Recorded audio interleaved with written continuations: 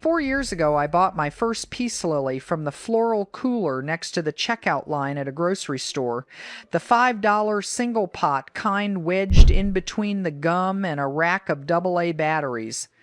I brought it home and put it on my kitchen windowsill, the brightest spot in the entire apartment, because in my head, plant equals sunlight equals happy plant.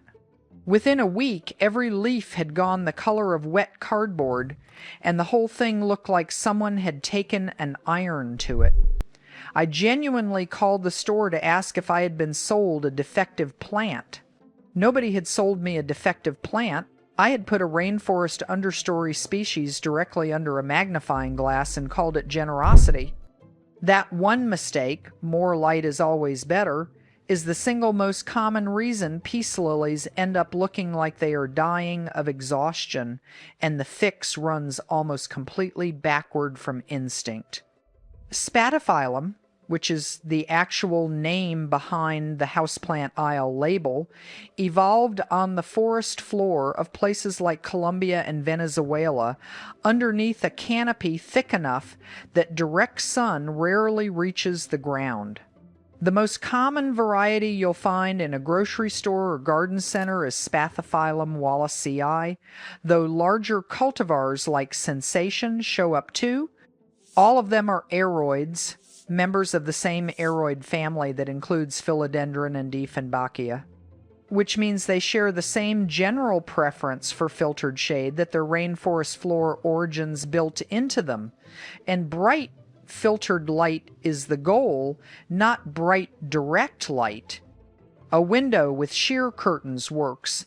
An east-facing room that only gets soft morning sun works, and so does a spot 3 or 4 feet back from a south or west-facing window. Hold your hand up near the plant.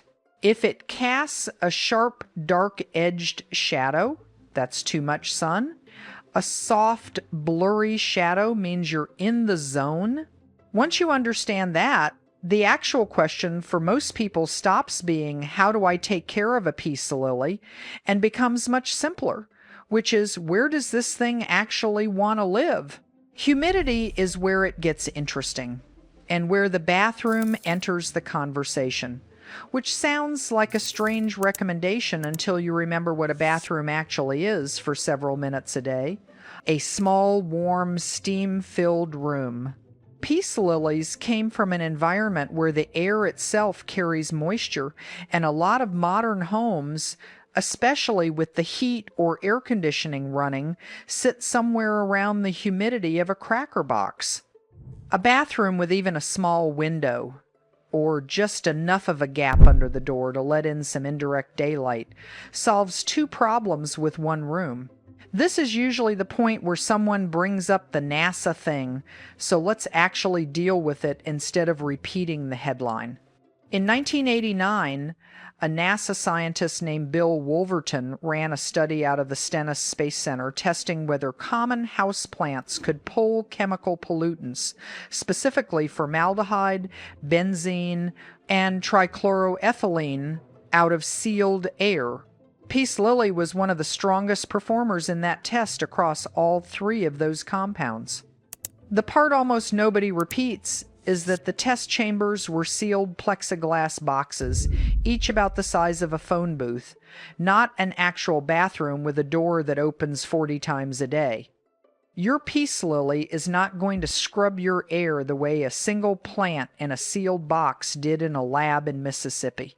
What it will genuinely do in your actual bathroom is sit somewhere humid enough to stop its leaf tips from turning brown, which is a much smaller and much more honest reason to put it there. Temperature is the 3rd piece, and it's less about hitting a perfect number than about avoiding sudden swings. Peace lilies are comfortable in roughly the same range you probably keep your thermostat at, somewhere between 65 and 80 degrees Fahrenheit. What actually damages them is a spot 2 feet from a door that opens to a cold porch in January, or a shelf directly above a heating vent that turns the surrounding air into a hairdryer for 6 hours a day. Below about 50 degrees Fahrenheit, The damage shows up fast. The leaves darken and go limp in a way that looks a lot like frostbite, because that's essentially what's happening. A stable, slightly imperfect temperature beats one good temperature that swings hard twice a day. There's a safety piece worth mentioning too, especially if there's a cat, dog, or toddler in the house. Peace lily leaves contain calcium oxalate crystals, the same compound found in Dieffenbachia and philodendron, and chewing on a leaf causes burning and swelling in the mouth rather than anything fatal. The ASPCA Poison Control Database lists peace lily as toxic to cats and dogs for exactly this reason, which is a useful thing to know if you want to cite something more official than a YouTube video. It's unpleasant, not an emergency, but it's still a reason a low coffee table might be the wrong call in a house with a cat that treats every new plant like a personal challenge. A hanging planter, a tall plant stand, or a high shelf solves that problem without giving up the spot. The other detail almost nobody mentions is that the right spot can change with the seasons. An east-facing window that's gentle and perfect every morning in July can sit 2 feet from a blast of cold air every single time the front door opens in January.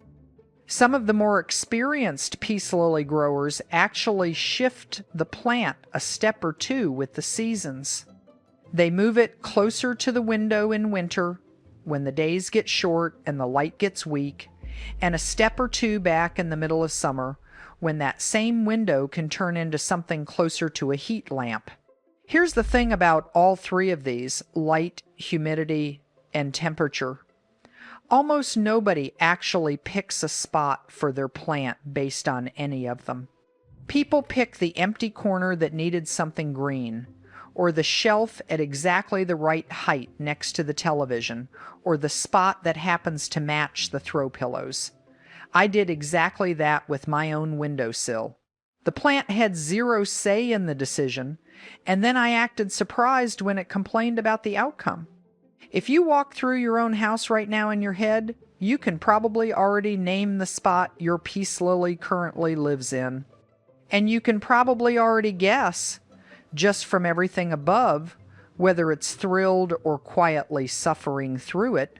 There's a useful tell here too, even though blooms aren't really the point of this video. A peace lily getting genuinely good light tends to flower more than once a year without much encouragement, while one stuck surviving in a dim corner can go a year or longer without producing a single white spathe. The flower is basically the room's report card. A few specific rooms worth ruling in or out.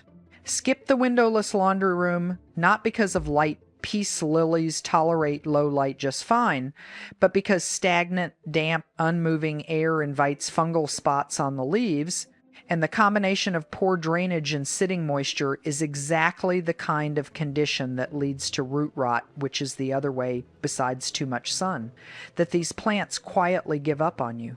North-facing bedrooms, on the other hand, are underrated since the light there tends to be soft and indirect all day without anyone trying. And an office desk a few feet back from a window works just as well. Peace lilies droop dramatically and visibly the second they're thirsty, then snap back to full posture within hours of being watered, functioning as a plant that physically tattles on you the moment you forget about it.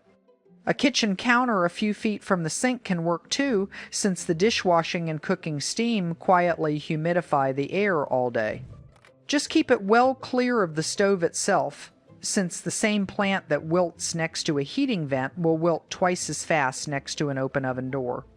My own peace lily, the $5 grocery store one, did survive, eventually, after 2 more windowsills and a brief and frankly insulting stint on a closet shelf while I figured out what I was doing. It's been alive for 4 years now. It currently lives on a shelf in my bathroom, the one room I never once considered for it on the day I brought it home, and it has not looked back, droopy or otherwise, since the day I put it there. Every time I walk past it now, slightly steamed up from a shower, Sitting under the one window, I genuinely never planned for it. It's hard not to feel like the plant won that argument fair and square. If you're more curious about what a struggling peace lily is actually telling you, drooping, yellowing, the works, that's a different rabbit hole I already went down. It's the video right there on the screen if you want the deeper list of signals. See you there.